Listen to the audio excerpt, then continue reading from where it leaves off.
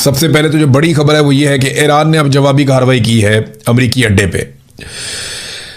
America ने 2 मरतबा और बाज़ रिपोर्टों के मुताबिक 3 मरतबा ईरान की जो बंदर अब्बास का इलाका है, बंदरगाह है वहाँ पे अटैक किया, जिसे जनूबी ईरान भी कहते हैं। ईरान ने बार बार वार्निंग दी और उसके बाद फिर ईरान ने एक जवाबी हमला किया है। ईरान का जवाबी हमला कुवैत में किया गया। ईरान ने दावा किया कि कुवैत में वो अमरीकी बेस है जिसे इस्तेमाल किया गया ईरान पर अटैक के लिए या बंदर अब्बास के इलाके में अटैक के लिए, तो हमने वापस अटैक उसी बेस के ऊपर किया है। अलैहिस्सलाम वहाँ पे एक एयर बेस है, ज़्यादा इम्कानात ये है कि शायद उसके ऊपर ईरान ने कोशिश किया अटैक करने की। अमेरिका का मौक़िफ़ कुछ और है, ईरान का मौक़िफ़ कुछ और है। ईरान ने कहा जी हमने जो हमला किया वो कामयाब हुआ और उसमें हमने नुकसान पहुँचाया, जबकि अमेरिका का मौक़िफ़ ये है कि हमने ईरान को नुकसान पहुँचाया और ईरान की जानिब से 1 मिसाइल और 5 ड्रोन जो दागे गए उन सबको फ़िज़ा में तबाह कर दिया गया। ये सेंटकॉम का ये मौक़िफ़ आया। अब हकीकत क्या है, ये पहले भी अमेरिका अपना नुकसान छुपाता था और ईरान जो है वो भी अपना नुकसान कम करके बताता था, और अमेरिका ईरान का नुकसान ज़्यादा करके बताता था, और ईरान जो है वो अमेरिकी नुकसान के ऊपर भी सबूत देता था।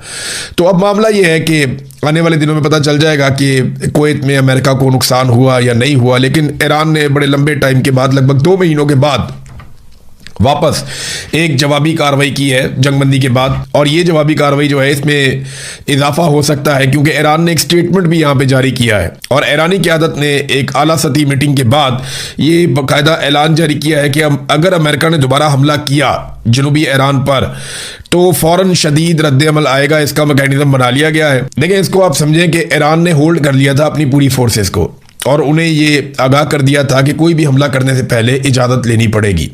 लेकिन जब हमला हो जाता है और एक जंग वाली सिचुएशन शुरू हो जाती है तो फिर ईरान इसको खुदकार सिस्टम पे डाल देता है कि जैसे ही हमला हुआ आपने फ़ौरन जवाबी कार्रवाई करनी है, फ़लाँ जगह पे कार्रवाई करनी है, आपको किसी हुक्म की ज़रूरत नहीं होगी। फिर ईरान में ये प्रॉब्लम भी है कि उनकी क़यादत को निशाना बनाया जाता है, चाहे वो फ़ौजी क़यादत हो, चाहे सियासी क़यादत हो, चाहे मजहबी क़यादत हो, तो निशाना बनाया जाता है। तो वो करते ये हैं कि वो अपने 2-2, 3-3, 4-4 बंदे नॉमिनेट कर देते हैं कि अगर मैं शहीद हो गया तो ये आ जाएगा, इसके बाद ये आ जाएगा, इसके बाद ये आ जाएगा। तो वो सिस्टम को जो है वो ऑटोमेटिक कर देते हैं, एक ऐसे निज़ाम को बना देते हैं जिसमें गुंजाइश नहीं रहती उनके दुश्मन के पास कि वो किसी तरह से फौरी तौर पे मामले को कंट्रोल करे। तो अब ईरान शायद उसी मुकाम पे पहुंच गया और उनकी क़यादत ने यह फैसला किया है कि अगर अमेरिका ने अब दोबारा जनूबी ईरान के ऊपर अटैक किया तो फ़ौरन शदीद रद्द-ए-अमल आएगा। उधर डोनाल्ड ट्रंप को इस बात पे गुस्सा है कि वो निकालना चाह रहे हैं अपने करीबी टैंकर्स को, ऑयल टैंकर्स को, अपने दोस्तों के ऑयल टैंकर्स को स्कॉट करके, और ये साबित करना चाह रहे हैं कि अमेरिकी निगरानी में यहाँ से टैंकर्स निकल सकते हैं। अब अमेरिकन मीडिया रिपोर्ट कर रहा है कि ट्रंप इस बात पे बहुत गुस्से में है कि चाइना के जो ऑयल टैंकर्स हैं वो बगैर किसी स्कॉट के, यानी कोई सिक्योरिटी ना उनके आगे ना उनके पीछे, कोई बहरी जहाज़ या एयरक्राफ्ट उनको जो है स्कॉट नहीं कर रहे होते, वो अपना झंडा लगाते हैं। चीन के ऑयल टैंकर्स वो पहले आबनाए हुरमत में से गुजरते हैं, ईरानी उन्हें सलाम करते हैं, उसके बाद वो अमरीकी नाकाबंदी में से गुजरते हैं, अमरीकी उन्हें सलाम करते हैं और वो चले जाते हैं अपना तेल लेकर अपनी सरजमीन पे। इस वक्त तो सिचुएशन ये है। इससे डोनाल्ड ट्रंप को तकलीफ उस वक्त हुई जब अमेरिका ने कोशिश की कि स्कॉट करके कुछ कंटेनर्स को निकाला जाए आबनाए हुरमत में से ताकत के बलबूते पर। जब उन्होंने ये करने की कोशिश की तो ईरान ने उनको रोकने के लिए ताकत का इस्तेमाल किया और फिर इन्हें पीछे हटना पड़ा। तो इस बात पे भी डोनाल्ड ट्रंप को बहुत तकलीफ है और वो बहुत गुस्से में है कि जनाब ये बगैर सिक्योरिटी के चाइना यहाँ से जा रहा है, हम सिक्योरिटी फराहम करने के बावजूद यहाँ से ऑयल टैंकर्स को नहीं गुजार पा रहे। देखिए, इसमें 2 बड़ी वजूहात हैं कि अमेरिका यहाँ से स्कॉट करने के बावजूद, सिक्योरिटी देने के बावजूद, हथियारों से लैस जंगी जहाज़ों को लाने के बावजूद यहाँ से क्यों नहीं गुजर पा रहा। वजह यह है कि ये आबनाए हुरमज़ स्ट्रेटेजिकली ऐसे मुकाम पर बनी हुई है कि यहाँ से जो मकामी लोग हैं उनकी मर्जी के बगैर गुजरना मुश्किल है, क्योंकि ये बहुत पतली हो जाती है इस जगह पे आके। एक तरफ ओमान है, एक तरफ ईरान है, और ईरान ने अपनी फ़ौज और अपनी कुव्वत वहाँ पे इकट्ठी की हुई है, चाहे वो नेवी है, चाहे वो थोड़ी बहुत उनकी एयरफोर्स है या उनके मिसाइल और ड्रोन्स हैं, वो उसकी निगरानी करते हैं। फिर समंदर में ईरान के पास कुछ ऐसे हथियार हैं जिनका तोड़ भी नहीं है। फिर उसने बारूदी सुरंगें भी बिछा दी हैं पानी के अंदर, उसका सिर्फ ईरान को पता है कि वो कहाँ पे हैं या नहीं। तो ये जो आबनाए हुरमज़ जो पहले ही बहुत बारीक है उसको और बारीक कर दिया वहाँ पे जगह जगह पे ईरान ने बारूदी सुरंगें पानी के अंदर बिछाने के बाद। तो अब एक बिल्कुल पतली सी एक राहदारी है जहां से गुजरना होता है बहरी जहाज़ों ने, जो ईरान ने रास्ता दिया हुआ है। अब वहां आप बड़े आराम से फायरिंग कर सकते हैं, शेलिंग कर सकते हैं, इवन मार्टर फायर कर सकते हैं। तो अमेरिका के लिए बहुत मुश्किल है कि ऐसे टैंकर्स को वहां से लेकर चले जाएं जिनके अंदर तेल भरा हुआ है। कश्मीर नाजरीन फिर निकल आया, कश्मीर से मजीद रैलियां निकलना शुरू हो गई हैं। बजाय रुकने के, बजाय पीछे हटने के, कश्मीरी लोग आगे बढ़ रहे हैं। यही उनकी ट्रेनिंग है, इसी तरह के वो लोग हैं। कश्मीरी लगभग 70 साल से भारत के साथ लड़ रहे हैं। वहाँ पे 10 लाख की फ़ौज दाखिल की गई मकबूजा कश्मीर में, वो फिर भी लड़ते रहे। अभी पाकिस्तानी फोर्सेस दाखिल की गई हैं आज़ाद कश्मीर में, तो यहाँ पे भी वो सरेंडर नहीं कर रहे, गोलियाँ खा रहे हैं लेकिन वो आगे बढ़ते चले जा रहे हैं। अवामी जॉइंट एक्शन कमेटी ने बड़ा सख्त फैसला किया है। BBC ने इसको रिपोर्ट किया, पाकिस्तान के मीडिया को तो रिपोर्ट करने की इजाज़त भी नहीं है। मीडिया को रिपोर्ट करने के लिए कुछ और दिया गया है जो मीडिया रिपोर्ट कर रहा है। तो पाकिस्तान के ज़ेर इंतज़ाम कश्मीर में पुरतशद्दुद झड़पों के बाद अवामी एक्शन कमेटी का लॉन्ग मार्च जारी रखने का ऐलान। मीरपुर में हड़ताल कर दी अवाम ने, और सूरत हाल ये है कि 48 घंटों में जॉइंट अवामी एक्शन कमेटी से ताल्लुक़ रखने वाले कारकुनान के बीच में और जो सिक्योरिटी फोर्सेस हैं उनके बीच में लड़ाई हुई, फायरिंग के वाक़यात भी हुए और उनके नतीजे में बहुत सारे लोग शहीद हो गए। और जॉइंट अवामी एक्शन कमेटी का जो दावा है वो ये है कि 31 लोग उनके शहीद हुए हैं। सिक्योरिटी फोर्सेस का दावा है कई जगह पे कश्मीरियों की जानिब से जवाबी फायरिंग भी की जाती है सिक्योरिटी फोर्सेस पे, और उसके नतीजे में उनका दावा है कि 2 पुलिस वाले ज़ख्मी हुए हैं, जबकि 1 रेंजर्स के एहलकार की शहादत का भी दावा किया जा रहा है। जबकि दूसरी जानिब 31 लोगों की शहादत गुज़िश्ता 48 घंटों में बताई जा रही है, और कुछ सोर्सेज कह रहे हैं कि मजीद लोग भी शहीद हैं, लेकिन अभी कंफर्मेशन उनकी नहीं आई। बहरहाल इन्होंने फैसला किया कि वो रुकेंगे नहीं, वो और आगे बढ़ेंगे और वो जाएंगे असेंबली की तरफ, यानी मुजफ्फराबाद की तरफ बढ़ेंगे। अब मजीद लोगों को रोकना है, इन रैलियों को रोकना है या इनके रास्ते में रुकावट डालनी है, तो स्टेट को दोबारा ताकत का इस्तेमाल करना पड़ेगा। आलमी मीडिया इसकी अब भरपूर कवरेज करना शुरू हो गया है।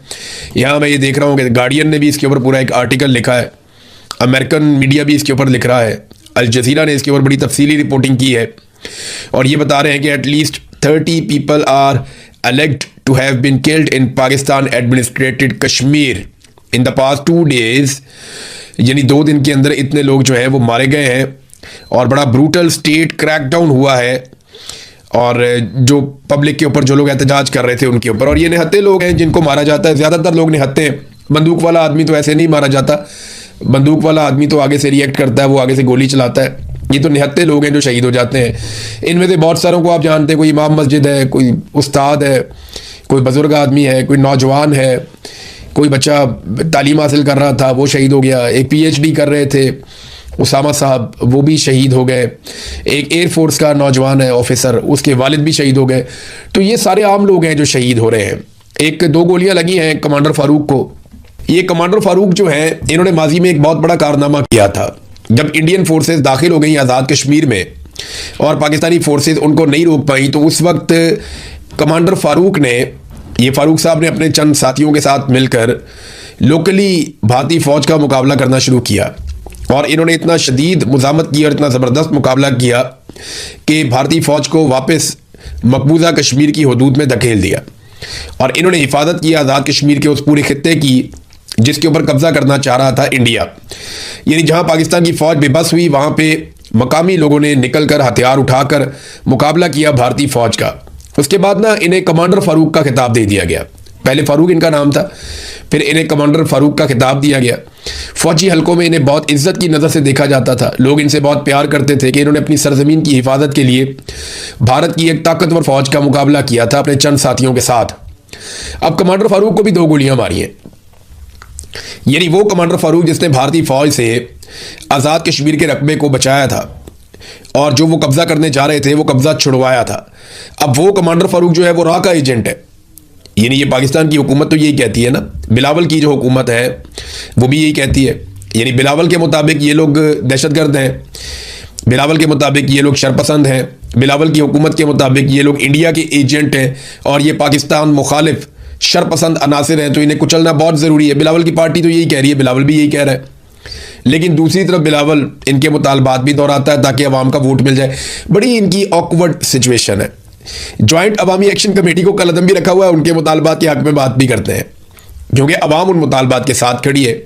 बड़ी ऑकवर्ड सिचुएशन में, इतनी बुरी सिचुएशन में कभी किसी पार्टी को इलेक्शन लड़ना नहीं पड़ा। और जो बड़ी पॉलिटिकल पार्टी है जिसकी सबसे ज़्यादा वहाँ पे लोगों के अंदर जड़ें थी, वो पाकिस्तान तहरीक इंसाफ, वो पहले यहाँ पे हुकूमत भी कर चुके हैं, उन्होंने इलेक्शन का बाइकआउट कर दिया। जॉइंट अवामी एक्शन कमेटी ने फैसला किया था कि वो इलेक्शन लड़ेंगे, उन्होंने भी इलेक्शन का बाइकआउट कर दिया, वो भी नहीं लड़े। तो अब गेम जो है वो सारी हुकूमत के पास आ गई। पीपल्स पार्टी और PMLN ने मिलकर इलेक्शन लड़ना था। देखिए, मैं आपको बता रहा हूँ कि इस इलेक्शन के नताइज पहले से ही तय कर लिए गए, जैसे गिलगित बल्तिस्तान के इलेक्शन के नताइज पहले से तय कर लिए गए थे। अब ये जो सिक्योरिटी फोर्सेज ने बंदे मार दिए ना इतने सारे, इसको ये जस्टिफाई नहीं कर पा रहे, ना ये इन लाशों को छुपा पा रहे हैं। एक एक रिकॉर्ड जो है वो इकट्ठा कर दिया है आज़ाद कश्मीर के शहरियों ने, और वो ये मानने को तैयार नहीं है। उनके ओवरसीज़ में बहुत ज़बरदस्त ताल्लुकात हैं, बल्कि सबसे बड़ी तादाद में ओवरसीज़ उनके हैं, बरतानिया में ख़ास तौर पर। तो कश्मीरी यहाँ पे भरपूर आवाज़ उठा रहे हैं, हर फोरम के ऊपर जा रहे हैं, उन्होंने बहुत शोर मचाया हुआ है। तो सिक्योरिटी फोर्सेस ने इन सारी चीज़ों को मैनेज तो करना है, तो मैनेज करने के लिए इन्होंने नूरा कुश्ती शुरू करवाई है। इलेक्शन के नताइज पहले से तय थे, उसका एक बड़ा सबूत अता तारड़ का एक स्टेटमेंट है। ये जरा एक लाइन का स्टेटमेंट है अता तारड़ का, जरा आप सुनिए ये क्या कह रहा है। आज आपने देखा कि सिर्फ रावला कोट में 6 लाख वोट जो है वो पूरे इलाके में कास्ट हुआ। देखिए, इंफॉर्मेशन मिनिस्टर अता तारड़ का कहना है कि रावला कोट में 6 लाख वोट कास्ट हो गया। भाई, रावला कोट में तो भी वोटिंग ही नहीं हुई, रावला कोट में तो भी इलेक्शन ही नहीं हुआ। बेचारों को अब स्क्रिप्ट चेंज करना पड़ेगा। ये पहले से इनको पर्चियां दी हुई थी कि फलां फलां जगह पे इतना इतना वोट कास्ट होगा, इतना वोट आपको पड़ जाएगा, इतना इनको पड़ जाएगा, इतनी सीटें आपको दे देंगे, इतनी सीटें आपको दे देंगे। गिलगित बल्तिस्तान में हम हुकूमत दे देंगे बिलावल को, और यहाँ कश्मीर में हुकूमत दे देंगे मरियम को। तो आप लोग दोनों खुश रहेंगे, एक हुकूमत आप ले लें, एक हुकूमत आप ले लें, बस आपस में आप नूरा कुश्ती करते रहे। अब जब खून बह गया ना सिक्योरिटी फोर्सेस से, और वो बड़े पैमाने पे खून बह गया, और आलमी सतह पे ये खबर भी आना शुरू हो गई, तो इस दबाव से निकलने के लिए बिलावल को और मरियम को ड्यूटी दी गई कि अब आप नूरा कुश्ती शुरू कर दें, जितनी ज़्यादा हो सकती है उतनी ज़्यादा नूरा कुश्ती करें। अब अंदाज़ा करें, मरियम कहती है कि पीपल्स पार्टी जो धांधली की बारीक वारदात की मास्टर है, धांधली का रोना रो रही है, क़यामत कितने बजे है, ये मरियम ने पूछा। अब बंदा पूछे, इसका पूरा टब्बर जो है वो जाली इलेक्शन में जीत कर आया हुआ है मरियम नवाज का। नवाज शरीफ यास्मीन राशिद से चारों शाने चित हुआ था, बेड़ा गर्क करके रख दिया था यास्मीन राशिद ने। फिर नवाज शरीफ को एस्टेब्लिशमेंट ने लास्टिक की शलवार पहना दी आधी रात को वहां का RO तब्दील करके। इतनी खौफनाक धांधली है नवाज शरीफ के हल्के में कि अगर नवाज शरीफ के सामने भी आप रख देना वो सारे डॉक्यूमेंट, और उससे कहें कि जाली रिजल्ट बना दे, तो वो खुद भी नहीं बना सकता बेचारा। तो एक तो ये नवाज शरीफ, इनका जो टब्बर का सबसे बड़ा आदमी है, वो चोरी करके आया इलेक्शन, बारीक वारदात तो वो थी। फिर उसके बाद शहबाज शरीफ कैसे जीता, हमजा कैसे जीता, मरियम खुद मेहर शराफत से इलेक्शन हारी है, आलिया हमजा ने शिकस्त दी है हमजा शहबाज को। तो ये तो इलेक्शन सारे के सारे हार गए थे। ये हारे हुए इलेक्शंस के बाद इनको फॉर्म 47 जारी किया गया है। अब शर्जील इनाम मेमन जो है सिंध से, वो वहां से स्टेटमेंट दे रहा है। वो कह रहे हैं जी कि ये आप नहीं, फॉर्म 47 का नशा बोल रहा है। क़यामत 2024 में आ गई थी जब खैरात में मैंडेट बट रहे थे, तो ये मैंडेट तो सारों को मिले थे। अब ये और स्टेटमेंट आप सुने, फिर मैं आपको इनकी कहानी बताता हूँ। ये पंजाब की इंफॉर्मेशन मिनिस्टर, ये तो बहुत ही लो किस्म का इनका इंटेलेक्ट है, लेकिन स्टेटमेंट आप सुने।